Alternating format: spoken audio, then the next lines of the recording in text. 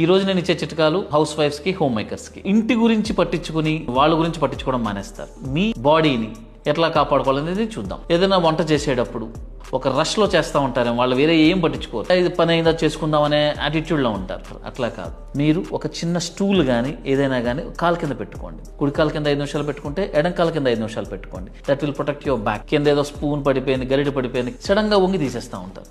ఆ వంగేటప్పుడు కూడా మోకాళ్ళ దగ్గర వంగి తీయండి. దానివల్ల మీ నడుము, మీ మోకాల మీద కూడా ప్రెషర్ ఎక్కువ పడదు. పైన ఏదైనా వస్తూ ఉంటుంది, దాన్ని తీసేస్తూ ఉంటారు. లాగి షోల్డర్, ఎల్బో, వ్రిస్ట్, ఈ 3 డ్యామేజ్ అయ్యే అవకాశాలు ఉన్నాయి. ఆ హైట్ వరకు వెళ్ళి దాన్ని తీసుకొచ్చేప్పుడు కింద పెట్టండి. మీరు వంట స్టార్ట్ చేసే ముందు, మీ డైలీ పనులు స్టార్ట్ చేసే ముందు చిన్న స్ట్రెచ్ ఎక్సర్సైజ్లు, యూట్యూబ్ లో మంచి శిల్పా శెట్టి వీడియోస్ ఉన్నాయి, how to warm up before yoga అని. అది చేసినా చాలు. మీరు మన వంట చేసేటప్పుడు అదే ఒక పొజిషన్ లో పెట్టి తిప్పుతా ఉంటారు, అలా అవసరం లేదు. మెడ అనేది కూడా ఎప్పుడు మీరు స్ట్రెచ్ చేసుకుంటూ, స్ట్రెంగ్త్ టోన్ చేసుకుంటూ ఉంటే బాగుంటుంది. ఈ సూచనలు మీ ఇంటి ఆడపడుచు